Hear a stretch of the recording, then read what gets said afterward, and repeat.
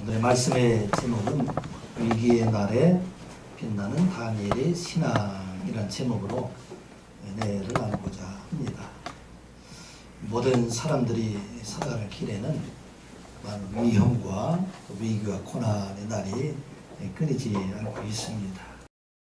세상의 모든 사람들뿐만 아니라 우리 그리스도인들에도 마찬가지로 지난 날을 돌아보면 수많은 위기가 있었던 것을 보게 됩니다. 때로는 사랑하는 자녀들을 또 사랑하는 자들을 먼저 보내야 되는 그런 위기도 있었고, 또 재정적으로 당하는 어려움들도 있었고, 또 사랑하는 자들과 관계의 위기들도 있었고, 참 많은 어려움과 위기 가운데 살아왔던 것을 보게 됩니다. 근데 사실은 위기는 그런 슬픔과 절망으로 끝나는 것이 아니라 위기 때마다 돌아보면 하나님께서 새로운 길을 준비해 주셨다는 것을 깨닫게 봅니다. 깨닫게 하게 합니다.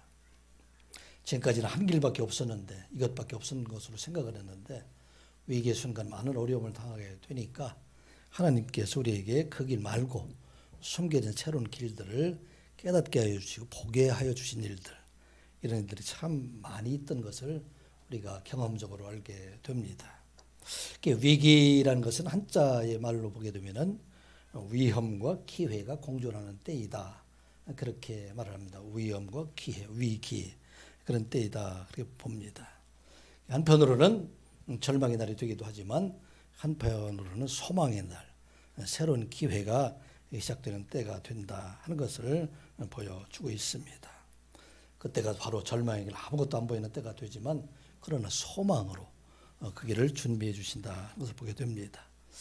이 땅에 많은 사람들, 세상적으로나 또 교회적으로나 신앙적으로 성공한 사람들 보게 되면은 대부분의 사람들은 이 위기 때 도망가지 아니하고 또 위기를 맞서 앞으로 나갔던 사람들, 위기 회피형들이 아니라 위기에 나아가는 그런 사람들, 리스크 테이커, 그런 형이라 그렇게 불러지고 있습니다.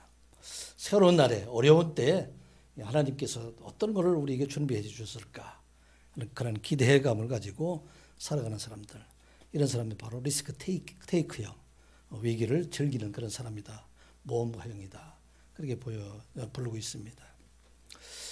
우리나라가 지금 경제적으로 세계 10위 경제국이다, 그렇게 여러분들 생각을 하고 있는데, 사실은 제가 취업했을 때가 1973년도가 되니까 경제적으로 매우 어려운 때, 경제개발이 시작되는 그런 때입니다.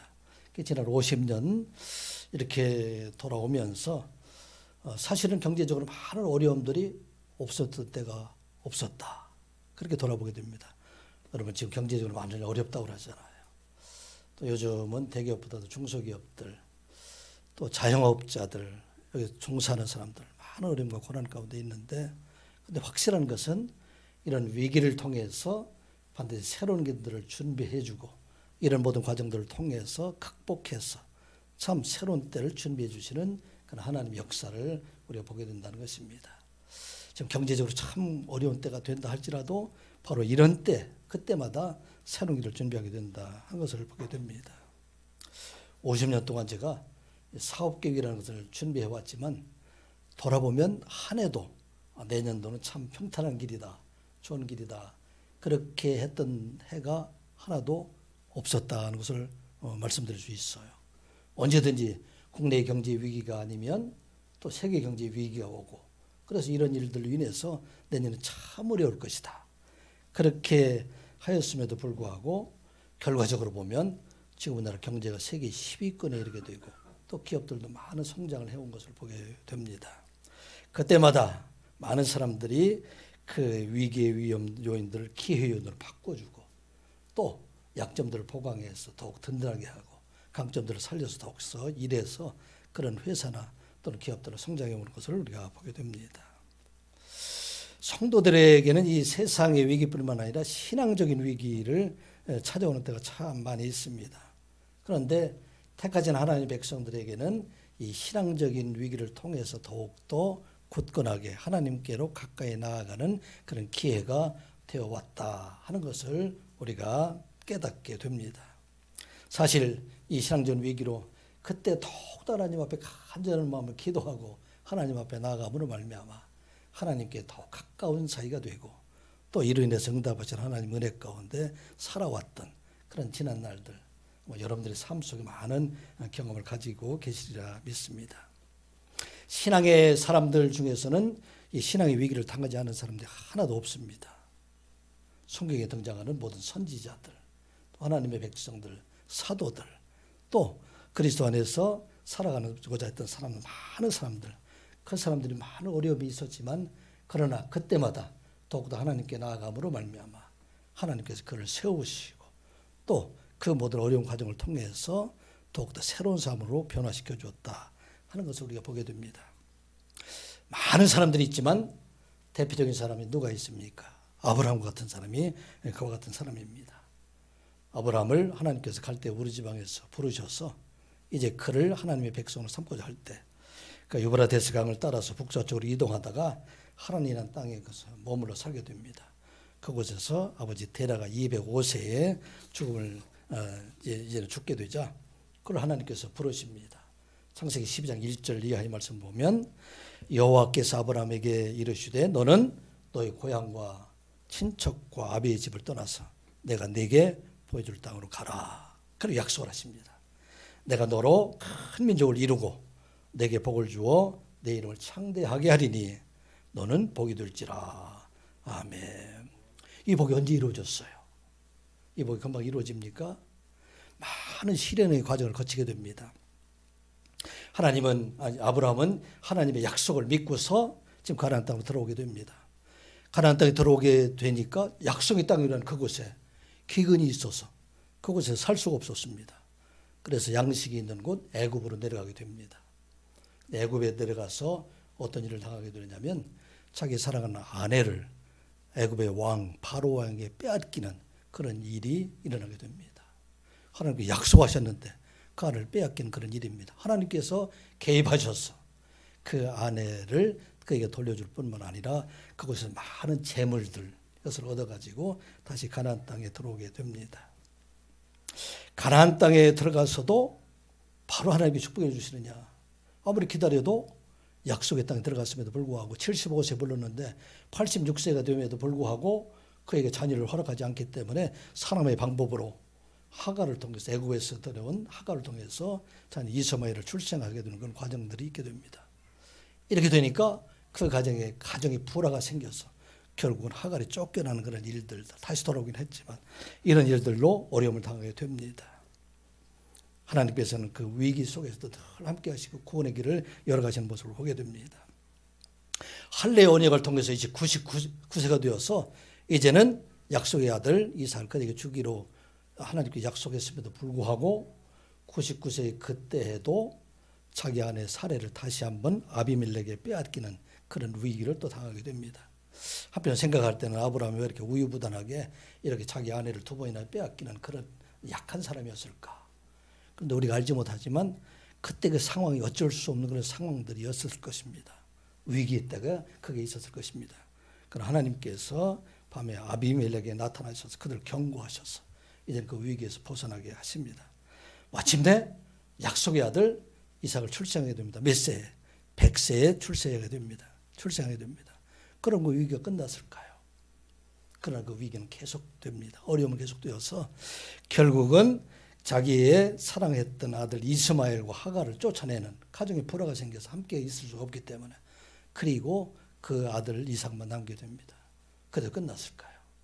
그래도 끝나진 않았어요. 마지막에 자기 아들 이삭을 모리아산에서 내가 제물로 드려라. 그렇게 그 위기 때가 더 오게 됩니다. 아브라함은 지금까지 경험을 통해서 75년 동안 이제는 그동안 40여 년 동안 이제 하나님의 위기에 단련되어서 아침에 일찍 일어나서 자기 아들 이삭을 데리고 모리아산 올라가게 됩니다. 그 모리아산에 올라가서 자기 아들 이삭을 그에게 바쳤을 때 그때 비로소 하나님의 축복이 그것에서 완성되게 되는 것을 보게 됩니다. 창세기 12장 16절 말씀을 보면 이르시되 여호와께서 이르시기를 내가 나를 가리켜 맹세하노니 내가 이같이 행하여 내 아들 내 독자도 아끼지 아니하였은즉 내가 네게 큰 복을 주고 내 씨가 창대 번성하여 하늘의 별과 같고 바닷가의 모래와 같게 하리니 내 씨가 네 그 대적의 성문을 차지하리라. 그렇게 그 축복이 완성되게 됩니다. 그리고 18절에 이렇게 말씀이 됩니다. 또 내 씨로 말미암아 천하 만민이 복을 받으리니 이는 내가 나의 말을 준행하였음이니라 하셨다 하느니라. 아멘. 큰 축복을 주셨어요. 어떤 축복입니까? 내 씨로 말미암아 천하 만민이 복을 얻으리니 through your offspring all nations on earth will be blessed. 축복을 받게 될 것이다. 무엇을 통해서? 내 씨로 말미암아서. 어떻게 일이 이루어질 수 있겠느냐? 내가 나의 말을 준행하기 때문이다. Because you have obeyed me. 나에게 순종했기 때문에. 그래서 이제 내 씨로 말미암아 온 세상 모든 백성들이 구원을 받게 될 것이다. 바로 그 모리아 산이 있는 그곳 예루살렘에서 예수 그리스도 아브라함의 씨로 오신 예수 그리스도께서 죽으심으로 말미암아 그를 믿는 모든 사람들에게 구원해 주시는 그 역사가 무엇을 통해서? 아브라함의 끝없는 순종을 통해서 위기의 때마다 하나님께서 불러주시고 그를 사랑하여 주시고 그 길을 열어주심으로 말미암아 이를 완성하게 하셨다 하는 말씀입니다. 사랑하는 성도 여러분, 위기는 우리 모든 성도들에게 그때는 실망의 날, 절망의 날이지만 그러나 하나님께서 반드시 여러분들에게 기회를 주시고 복의 시작이 됨을 믿는 여러분들 되시기 바랍니다. 오늘 다니엘이 또 한 번 위기가 지금 당하고 있어요. 소년의 때 605년, BC 605년도 약 13살에 15살 정도 그곳에서 바벨론 포로로 끌려와서 70여 년 동안 BC 539년 정도가 되니까 바벨론에서 고관으로 일하면서 신앙의 절개를 지켜왔던 다니엘에게 또 한 번 이제 사자굴에 들어가야 될 그런 위기가 그 앞에 있던 것을 보게 됩니다. 수많은 위기가 있었지만 그때마다 하나님께서 다니엘을 붙잡아 주시고 다니엘을 통해서 하나님이 살아계심을 바벨론 땅 그곳에서 나타내셨던 하나님이 이제 그곳에서 또 한 번 이 다니엘에게 위기의 때를 맞게 하신 것을 보게 됩니다. 다리오 왕 때에 다리오 왕이 다니엘을 세워서 메대의 120명의 방백들과 그 외에 총리 3살 지어서 총리 중에 가장 높은 수석 총리를 삼게 된 것을 보고 그거 있는 사람들이 불만을 품고 이제 다니엘을 제거할 방법을 찾게 됩니다. 아무리 그의 허점을 찾고 그의 허물을 찾고자 했지만 찾을 수 없으니까 이제 그런 믿는 그 신앙을 가지고 다니엘을 죽이기로 결심을 하게 됩니다. 다니엘은 언제든지 기도했던 사람들이 되기 때문에 이제 그 기도를 하지 못하게 함으로 다니엘을 제거할 것이다. 그렇게 생각하고 기도하는 것을 금지하는 법, 기도 금지법을 만들어 가지고 이것을 다리오 왕에게 제가를 얻어서 모든 사람들에게 메대와 바사는 법치국가였어요. 오늘보다도 더 법을 중요하게 생각하는 나라였기 때문에 법을 한번 정한 것, 이것은 반드시 지켜야 된다 하는 그런 나라였었기 때문에 이 법으로 기도 금지법을 만들어서 앞으로 30일 동안 기도하는 사람은 누구든지 사자굴에 넣겠다. 이와 같은 위기가 그 앞에 있는 것을 보게 됩니다. 바로 그 위기의 순간에도 다니엘은 끝까지 믿음을 지켰던 것이 바로 오늘 본문에 있는 말씀이 이어지는 것입니다. 사랑하는 성도 여러분, 말씀드린 대로 우리에게 많은 위기가 찾아오고 있습니다. 이러한 위기 때 오늘 다니엘의 신앙이 본받아서 우리 믿음을 지키고 우리 하나님께서 예비하신 위기를 통과한 자들에게 그 고난의 때를 통과하는 자들에게 반드시 주시고자 하는 하나님의 축복을 받는 여러분들 되시기를 주님의 이름으로 축복합니다. 어떤 믿음을 가지고 어떻게 이런 위기를 극복했을까요? 먼저는 위기의 날에도 다니엘은 쉬지 않고 기도하였습니다. 위기의 날에, 어려움의 날에 쉬지 않고 기도하는 여러분들 되시기 바랍니다. 이게 다니엘의 고백이 아니라 여러분들의 고백일 거예요. 여러분 지난날 돌아보면서 많은 어려움 당할 때 어떻게 했어요? 하나님 앞에 간절함으로 기도할 때 우리 하나님께서 이루어주지 않으셨습니까? 바로 그걸 말하고 있어요. 그와 같이 앞으로도 여러분의 사는 날 동안 어떤 어려움과 위기가 올 때에 그때도 끝까지 기도하는 여러분 되시라 하는 말씀입니다. 특별히 우리 청년들에게 권하는 말씀이에요. 우리 사랑하는 자녀들에게 권하는 말씀이에요. 여러분들 이 땅을 살아갈 동안에 요즘 사람들이 기도하지 않아요. 하나님을 알지 못하고 살아가는 사람은 너무나 많이 있어요. 그런데 오늘 다니엘에게 주시는 말씀은 어떠한 때라도 끝까지 기도하게 될 때 그 기도하는 자들 반드시 세워주시고 그 위기를 통해서 새로운 기회로 삼아주신 하나님이라 하는 말씀입니다. 10절 말씀 같이 한번 보겠습니다. 다니엘이 이 조서에 왕의 도장이 찍힌 것을 알고도 자기 집에 돌아가서는 윗방에 올라가 예루살렘으로 향한 창문을 열고 전에 하던 대로 하루 3번씩 무릎을 꿇고 기도하며 그의 하나님께 감사하였더라. 아멘. 사실 10절의 내용 안에 다니엘이 어떻게 기도했는지, 다니엘의 기도 방법, 요즘 많은 사람들이 다니엘의 기도를 따라서 다니엘 기도를 따라서 하고자 하는 사람들이 많이 있어요. 오늘 다니엘이 어떻게 기도했느냐 하는 것을 말씀을 하고 있습니다. 다니엘은 이 조서에 왕의 도장이 찍힌 것을 알고도 기도했다 하는 것을 말하고 있습니다. 앞으로 30일 동안 누구든지 왕 이외에 다른 사람들에게 또 신에게 무엇을 구하면 그 사람은 사자굴에 들어간다 하는 것을 알고 있음에도 불구하고 지금 그 기도하기를 멈추지 아니하였다 하는 것을 말하고 있습니다. 이건 한시법이에요. 30일 동안만 안 하면 돼요. 또 다른 사람들 눈에 띄지 않으면 됩니다. 그럼에도 불구하고 지금 다니엘은 이 신앙적인 위기에도 세상과 타협하지 아니하고 다른 사람들이 지금 말했던 그 법에 의해서 자기 신앙을 멈추지 아니하고 대적자들의 모함에도 불구하고 기도하였던 것을 우리가 보게 됩니다. 이 다니엘은 지난 70여 년 동안 이와 같이 기도하였는데 비록 대적자들이 다니엘을 사자굴에 넣는다 할지라도 지금 이것을 생각하지 아니하고 다니엘은 기도하고 있다 하는 것을 말하고 있습니다. 사랑하는 성도 여러분, 여러분들은 위기의 날에 어디 가고 있어요? 이스라엘 백성들이 멸망의 큰 원인을 보게 되면 그 백성들이 위기의 날에 하나님께 나가서 기도하지 아니하고 애굽으로 달려가고 아수르로 달려가고 다른 강국으로 달려가서 그들을 의지하고 세상의 방법들을 구해서 살아가고 그들이 그 어려움 속에서 자기들이 승리할 것이다 생각했지만 결국 망하게 된 것은 하나님을 찾지 않았다 하는 것입니다. 위기의 날에 우리 사랑하는 모든 성도들, 하나님께로 달려가는 여러분들 되시기 바랍니다. 하나님께서 기다리고 계신 때예요. 그래서 기도하게 될 때 하나님은 들어주신다는 말씀입니다. 다니엘 어떻게 기도했습니까? 윗방에 올라가서 예루살렘을 향한 창문을 열고 기도했다. 그렇게 성경에 기록을 하고 있습니다. 이 말씀은 사실은 다니엘이 하나님의 말씀을 붙잡고 기도했다. 그런 의미가 됩니다. 먼저는 하나님께서 솔로몬을 통해서 말씀하신 그 언약의 약속을 믿고서 그 언약의 말씀이 이루어질 것을 가지고 그 믿음을 가지고 기도했다 하는 것을 보게 됩니다.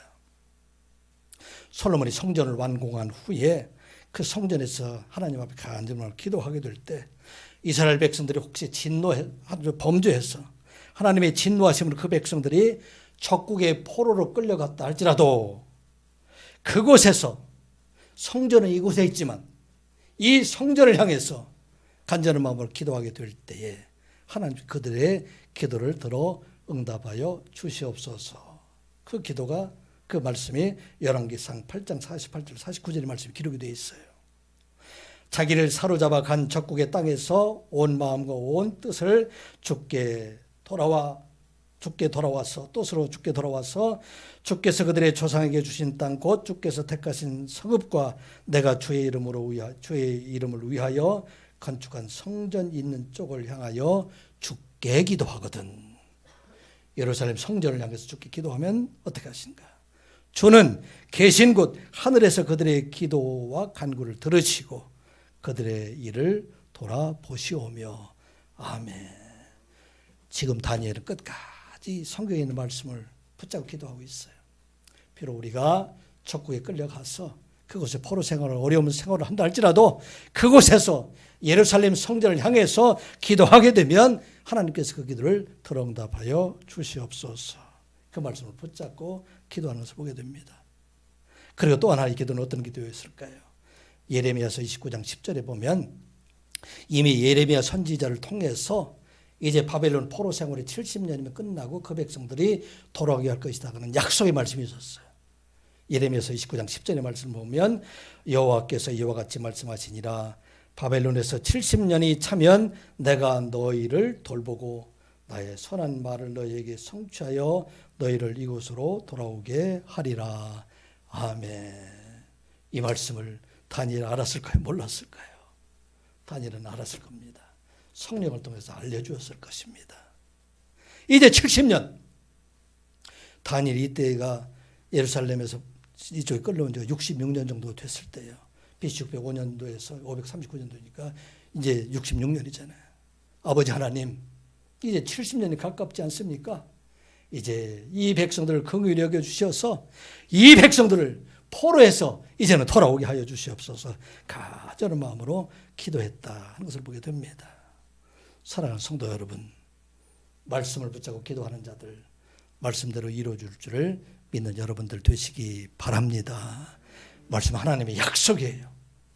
신실하신 하나님께서 이제 너희들이 내 말씀을 붙잡고 기도하게 되면 그 모든 것을 반드시 이루어 주신다 하는 말씀입니다. 성경에 기록된 대로 하나님께서 그 말씀 붙잡고 기도하는 자들 반드시 이루어 주는 줄 믿고, 여러분들 날마다 말씀을 듣고 말씀을 묵상하고 말씀을 읽으며 그 말씀을 붙잡고 기도하는 여러분들 되시기를 주님의 이름으로 축복합니다. 그리고 어떻게 기도했습니까? 전에 하던 대로 3번씩 무릎을 꿇고 기도했다. 이게 다니엘 기도의 본을 보여주고 있어요. 사실 요즘 무릎을 꿇고 기도하는 게 참 어렵지 않습니까? 무릎 꿇고 기도하다가 무릎 상한 사람들 많이 있어요. 그런데 중요한 것은 그만큼 진실한 마음으로 무릎을 꿇든지 의자에 앉든지 그 몸과 정성을 다 해서 하나님 앞에 내 뜻을 구하는 것이 아니라 하나님의 뜻을 구하는 자가 되라 하는 말씀입니다. 다니엘이 지금 무엇을 기도했을까요? 나를 이 사자굴에서 살려주시옵소서. 물론 그것도 기도했겠죠.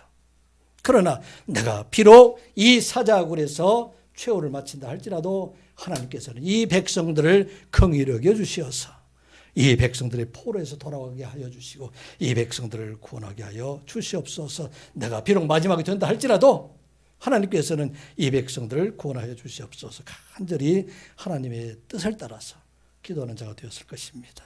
어떻게? 하나님 앞에 하루에 3번씩 온전히 뜻을 날마다 기도하는 자가 되라 하는 말씀입니다. 다니엘의 기도는 위기 때 사자굴 앞에 두고 기도하는 것이 아니라 지금까지도 어느 순간도 기도해왔다 하는 것을 보게 됩니다. 많은 사람들이 위기 때는 하나님 앞에 가서 기도해요. 하나님, 이번만 살려주십시오.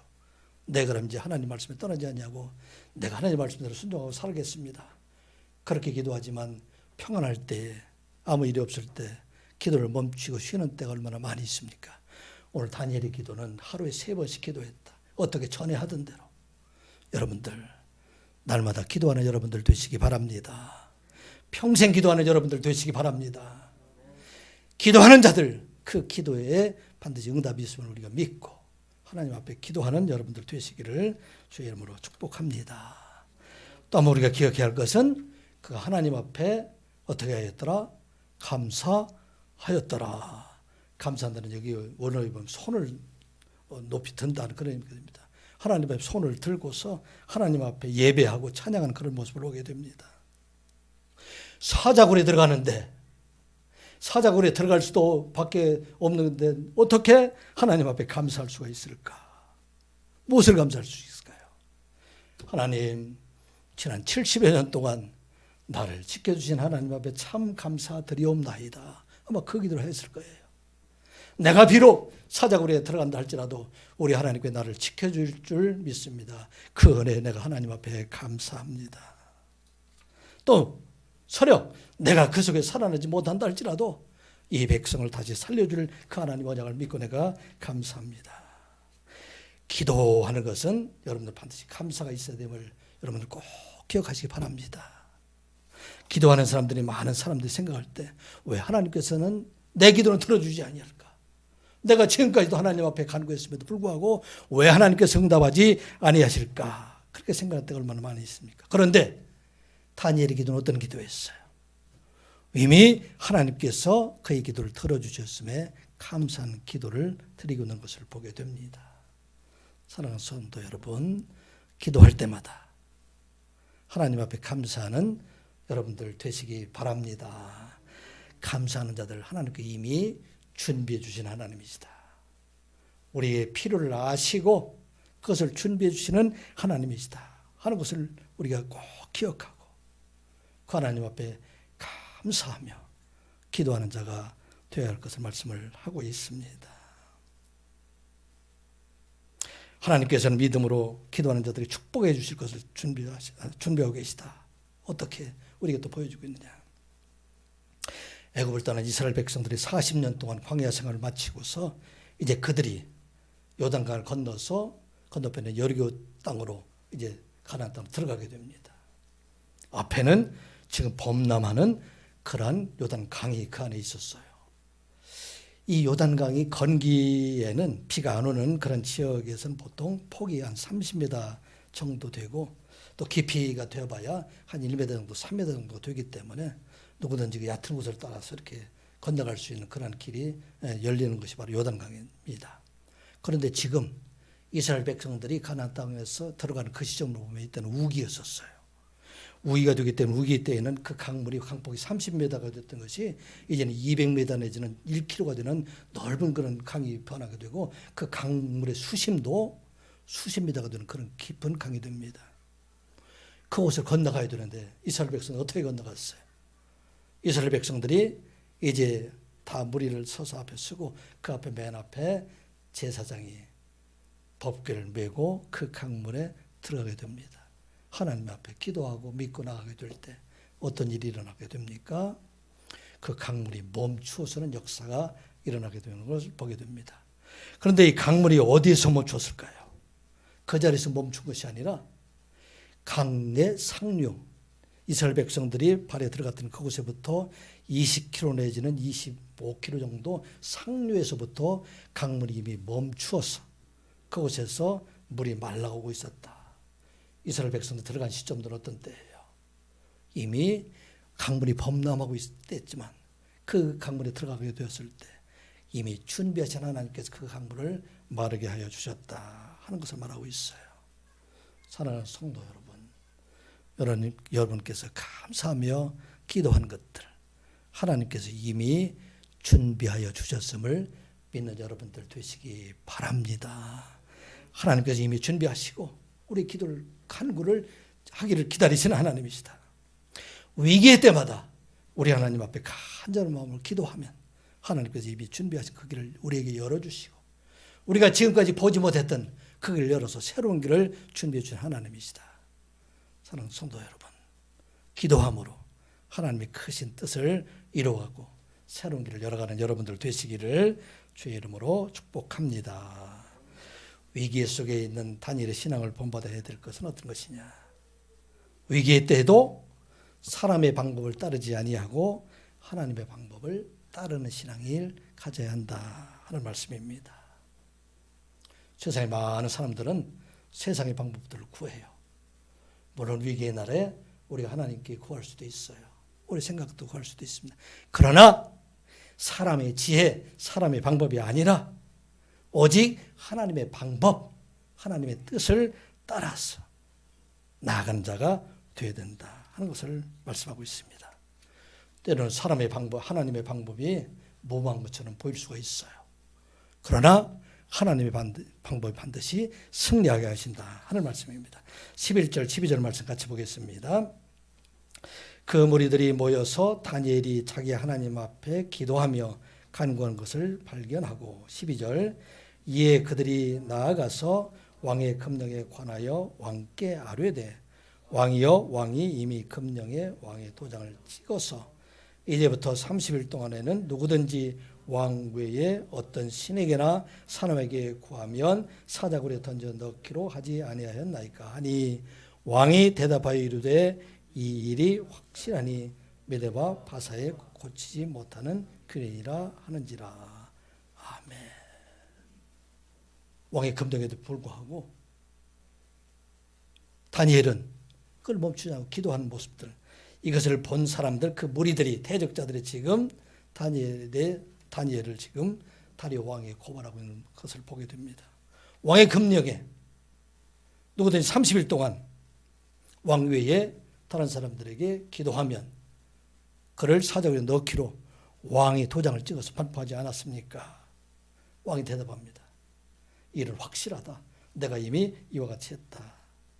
그런데 다니엘이 지금 하루에 3번씩 그에게 기도했다. 그것을 말하고 있습니다. 다니엘이 기도했다는 것 세상적인 방법으로 보면 얼마나 무모한 일입니까? 하나님께 기도하는 건 완전히 멈추라는 것도 아니에요. 며칠 동안 기도하지 말라고 그랬어요? 30일 동안.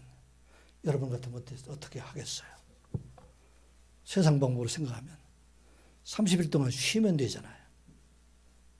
여러분들 코로나 때문에 예배 못 드린다고 하니까 어때요? 30일 동안 어쩔 수 없으니까 하나님 방법, 세상 방법으로 생각하면 그 모든 사람들 그렇게 할 수밖에 없는 그런 상황이다 그런 얘기죠.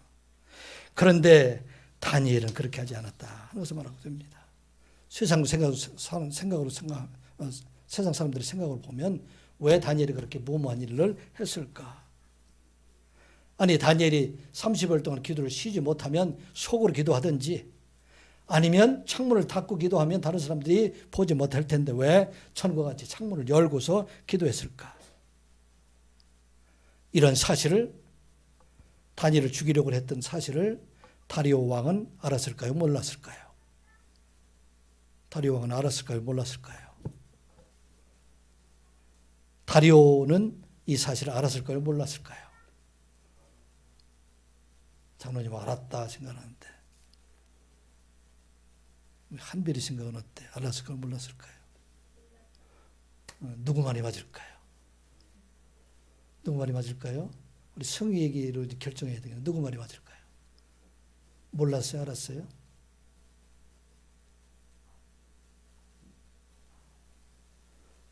몰랐어요. 그러니까 지금 여기 말씀을 보게 되면은 이 왕이 다니엘을 살려주려고 애를 쓰는 모습들을 우리가 보게 됩니다. 어떻게 지금 애를 쓰고 있어요? 하루 종일 그래서 14절 말씀 한번 같이 보겠습니다. 14절 시작. 왕이 이 말을 듣고 그로 말미암아 심히 근심하여 다니엘을 구원하려고 마음을 쓰며 그를 건져내려고 힘을 다하다가 해가 질 때에 이르렀더니 다니엘은 이미 알았어요. 이 사람들이 나를 죽이려고 하고 있구나. 그렇게 알았음에도 불구하고 다니엘이 다리오에게 가서 미리 얘기하지 않았어요. 다리오 왕에게 가서 지금 이 사람들이 나를 죽이려고 지금 모함을 하고 있기 때문에 이 일로 인해서 왕이 이것을 미리 알려서 그들 구원할 수 있는 그 방법을 찾아보든지. 자, 세상적인 방법으로 보면 얼마든지 다니엘이 피해갈 수 있는 그런 방법들이 많이 있었음에도 불구하고 이 다니엘은 세상의 방법으로 타협하지 않는 것을 보게 됩니다. 전에 하던 대로 하나님 앞에 간절한 마음으로 기도하였던 그런 모습들을 보게 됩니다. 이게 바로 우리에게 주신 말씀이에요. 세상의 방법에서는 때로는 피해가라, 때로는 금해라, 때로는 쉬었다 하라 이런 방법들이 많이 있지만 그러나 하나님의 방법은 어떠한 때든지 하나님께 주신 그 방법대로 살아가라 하는 것을 말하고 있어요. 여리고 성을 무너뜨리는 일만 하도록 그렇지 않습니까? 세상의 방법으로는 여리고 성을 어떻게 무너뜨려야 됩니까? 이스라엘 백성들이 요단강을 건너서 이제 요단을 건너서 여리고 성이 앞에 있어요. 여리고 성은 고고학자의 발견에 의하면 성이 2개로 쌓여 있어요. 안에 있는 성의 넓이가 1.8m 정도 된다고 합니다. 또 겉에 있는 성의 넓이가 3.5m 정도 되고 그 안에 중앙에 돌로 채워져 있고 그 높이가 9m 정도 되어 있기 때문에 그 성은 아주 견고한 그런 성으로 되어 있습니다. 그래서 세계 전쟁사에 의한 그 전쟁사가에 의하면 이런 것들 성을 공격하기 위해서는 최소한도 3년 6개월 정도 주변에 토둔을 쌓고 거기에 사다리를 설치해서 넘어가고 만일에 거기에서 싸움에서 이기기 위해서는 최소한도 3분의 1 병력 정도 손실이 있어요. 그래야 그 성을 점령할 수 있다. 이게 세상의 방법이에요. 그런데 하나님 방법은 어떤 방법입니까? 너희들이 여호와의 법궤를 앞에 두고 하나님을 의지하고 아무 말도 하지 말고 왜 거기서 떠들지 말게 했느냐면 자꾸 말하게 되면 불평을 하게 되니까 아무 말도 하지 말고 오직 하나님만 바라며 그 성을 하루에 한 번씩 7일 동안 돌고 마지막 날에 7바퀴를 돌아라. 그리고 하나님께 기도하며 삼성을 지르라. 그게 바로 하나님의 방법이었습니다. 여리고성이 어떻게 됐어요? 무너졌습니다. 이게 바로 하나님의 방법이에요. 우리는 이 땅을 살아갈 동안에 얼마나 많은 사람들이 신앙적인 타협을 하고 살아가고 있습니까? 특별히 재난의 때에 우리가 하나님 앞에 온전히 예배하지 못하고 세상의 방법과 타협하며 살아갈 때가 참 많이 있는 것을 보게 됩니다. 세상 사람들은 우리 아침에 일어나서 새벽 기도하며 시작을 하는 것을 어떻게 이해할 수가 있어요? 세상의 방법들은 얼마나 피곤해요. 직장 생활하면서 일하고 할 때 얼마나 피곤합니까? 1시간이라도 30분이라도 더 자는 게 세상의 방법이지 않습니까? 하나님의 방법은 그 새벽에 일어나서 하나님 앞에 간절히 기도하는 것. 이것이 바로 하나님이 원하시는 것이다. 세상 사람들은 하나님 앞에 11조 드리는 것 이해를 할 수가 없어요. 어떻게 쓸 일도 참 많이 있는데 또 해야 될 일들도 많이 있는데 특별히 오늘 젊은 사람들 할 일이 얼마나 많이 있어요. 양가 부모에게 해야 될 일들, 자녀 교육에 쓸 일들 얼마나 많이 있습니까? 하나님 앞에 11조 드리는 게 얼마나 무모한 일이에요. 하나님의 방법은 그 어려움 속에서도 하나님 앞에 드리면 하나님께서 함께 하신다. 주일 성수하는 것이 얼마나 힘들어요. 세상의 방법들을 보면 어떻게 매일 그렇게 주일 성수할 수 있을까? 그냥 가끔 필요하면 이렇게 빠지기도 하고. 그런데 하나님의 방법은 그 어려움 속에서도 주일을 성수하라 하는 말씀입니다. 세상의 방법들은 원수를 대적하고 원수를 미워하고 서로 사랑하는 사람들께 사랑하고 하는 것이 세상의 방법이잖아요. 하나님의 방법은 어떻습니까? 원수도 사랑하고 어려운 사람도 사랑하고 힘든 자도 도와주고 이게 바로 하나님의 방법이다 하는 것입니다.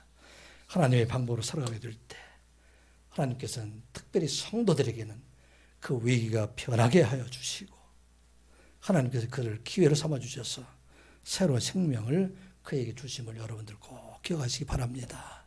하나님께서는 하늘과 땅의 모든 축복들, 아브라함에 주었던 그 축복을 하나님 방법으로 사는 자들에게 반드시 쏟아 부어주심을 믿는 여러분들 되시기 바랍니다. 사람이 계수하는 방법이 아니에요. 하나님의 방법이에요. 하나님께서는 불가능한 것을 가능하게 하시는 하나님께서 이 모든 것을 채워주시는 하나님이시다. 세상의 방법으로 살아가게 될 때는 재물이 올무가 될 수 있어요. 권세가 올무가 될 수도 있습니다. 세상의 그런 것들로 넘어질 수도 있지만 하나님께서는 재물로 복이 되게 하시고 자녀들이 복이 되게 하시고 권세로 인해서 복이 되게 하시는 하나님. 어떨 때 하나님의 방법으로 구하게 될 때 하나님께 안 주시는 것이 아니라 그것을 통해서 하나님께 영광 돌리는 방법으로 세워주신다 하는 걸 우리가 기억하고 선한 여기 모든 성도들 지금 세상은 세속적인 그런 신앙으로 넘어가고 있고 성공주의적인 신앙으로 넘어가고 있고 타협적인 신앙으로 넘어가고 있는 그런 시대입니다. 그런 나라의 신앙들은 무너지고 있어요. 초대교회가 무너졌고 영국의 교회가 무너지고 유럽의 교회들이 무너지고 미국의 교회들이 위험을 당하고 있고 한국의 교회를 위험을 당하고 있어요. 왜? 이유는 한 가지예요. 사람의 방법들을 구하고 있기 때문에. 그래서 결국은 얻은 것 같지만 그것은 바벨탑과 같은 것이 된다는 것입니다. 우리 사랑하는 모든 성도들 참 어렵고 힘들지만 하나님의 방법으로 살아가서 하나님께 주시는 이 땅의 재물과 권세와 이 땅의 모든 것이 하나님의 크신 축복이 되기를 주님의 이름으로 축복합니다. 다니엘의 신앙을 본받는 자들은 하나님의 신실하심을 믿고 하나님의 역사의 때를 기다리는 신앙입니다. 16절, 17절, 18절 말씀 같이 보겠습니다. 이에 왕이 명령하매 다니엘을 끌어다가 사자굴에 던져 넣는지라. 왕이 다니엘에게 이르되 내가 항상 섬기는 너의 하나님이 너를 구원하시리라 하니라. 이에 돌을 굴러다가 굴러오기를 막음에 왕이 그의 도장과 귀족들의 도장으로 봉하였으니 이는 다니엘에 대한 조치를 고치지 못하게 하려 함이었더라. 왕이 궁에 돌아가서는 밤이 새도록 금식하고 그 앞에 우럭을 그치고 잠자기를 마다하니라. 아멘. 세상의 지혜로 보면 끝났어요. 상황이 종료됐습니다. 왕이 해가 되도록 그를 구하려고 애써서 어떻게 하면 살려줄까? 그렇게 했음에도 불구하고 저녁이 되도록 방법을 찾지 못하니까 저녁 때가 되니까 대적자들이 와서 왕이여 이제 때가 되지 않았습니까? 이 자는 왕의 명령, 금령, 기도 금지법을 범했기 때문에 사자굴에 넣어야 되지 않습니까? 그래서 지금 그걸 끌어다가 지금 사자굴에 넣고 그 안에 지금 말하기를 항상 섬긴 너의 하나님 너를 구원하리라. 그리고 돌을 굴러다가 오기에다 맞고서 어떻게 합니까? 거기다 인봉했어요. 왕과 고관들이 누구든지 이 사자굴을 이제는 열지 못한다. 그렇게 했습니다. 그리고 그날 밤에 총리들과 방백들이 한 곳에 모여서 어떻게 했을까요? 한번 생각을 해보면 잔치를 벌이지 않았겠어요? 우리를 대적했던 우리가 미워했던 사람 다니엘이 이제는 더 이상 우리를 괴롭게 할 수 없을 것이다. 이제는 우리의 승리로 끝날 것이다. 그렇게 그들이 축하하며 잔치를 벌였을 것입니다. 그런데 그들이 알지 못하는 것은 무엇을 알지 못합니까? 위기의 때에 우리 하나님께서 개입하시는 것. 이것을 그들이 알지 못한다는 것입니다. 이게 바로 우리 성도들에게 주신 것이에요. 하나님께서 위기의 날에 세상 사람들이 아무것도 할 수 없을 그럴 때에 우리 하나님께서 그것을 개입해 주시는 하나님이시다. 다니엘은 이런 위기에 다리오는 그것을 어느 정도는 깨달았던 것 같아요. 그래서 그에게 말합니다. 16절을 보게 되면 내가 항상 섬기는 너의 하나님이 너를 구원하시리라. 이제 내가 너를 구원할 수가 없지 않느냐. 메대의 왕인 내가 너를 구원하지 못했지만 그러나 항상 살아계신 하나님, 내가 섬기는 하나님, 그 하나님이 너를 구원하실 것이다. 말씀하고 있는 것입니다. 이게 우리가 돌아보면 하나님의 은혜이지 않습니까? 내가 세상의 지혜로 더 이상 할 수 없고 그런 어려움 때 우리 하나님께서 개입하셔서 지금까지도 우리를 구원해 주시고 우리에게 하나님의 은혜 가운데 살아가고 계신 하나님, 그 하나님 우리가 깨닫게 되지 않습니까? 여러분 반복해서 말씀드리지만 사도 바울이 두 번째 여행을 떠났을 때 그들이 빌립보 지방에서 귀신 들린 그런 여종을 구원해 줬다가 그들이 바울과 신라가 깊은 옥 속에 들어갑니다. 이 당시 옥은 대개는 지하에 있었어요. 동굴 같은 굴 속에 들어가 있었어요. 아무도 그것에서 빠져나갈 수 없습니다. 바울이 로마의 감옥에 갇혔을 때도 로마 광장 지하에 그들이 갇혀 있지 않았습니까? 자, 이제 아무것도 할 수 없을 때 그때 바울과 신라가 오직 하나님 앞에 기도하고 찬양하게 되면 하나님께서 개입하십니다.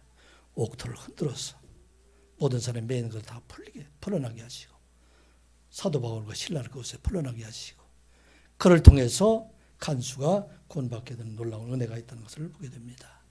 사랑하는 성도 여러분, 우리 이 말을 꼭 기억하시기 바랍니다. 늘 반복해서 말씀을 드리지만 이 성경에는 바로 하나님께서 위기의 때에 개입하시는 역사입니다. 여러분들 구원투수 봤죠? 위기의 때 구원투수가 돌아왔는데 우리 하나님께서는 구원투수도 실패하지 않는 구원투수예요. 운동장에 위기의 때 들어오신 것처럼 여러분들의 위기의 현장에 하나님께서 구원투로 들어오셔서 그 위기를 막아주신 하나님이시면 여러분들 꼭 기억하시기 바랍니다. 여러분들 가정에 어려움이 있습니까? 자녀들에게 어떤 어려움이 있습니까? 직장에서 어려움이 있습니까? 교회에 어려움이 있습니까? 나라에 어려움이 있습니까? 누구한테 가야 됩니까? 하나님께 나아가는 여러분들 되시기 바랍니다. 하나님 앞에 기도하고 신실한 하나님, 그 하나님께서 이 모든 위기를 통해서 새로운 역사를, 여러분들의 새로운 길을, 새로운 축복을 준비해 주신다 하는 기억하고 정말 어려운 재난의 날에도 하나님 놀라운 축복을 경험하는 여러분들 되시기를 주님의 이름으로 축복합니다. 기도합니다.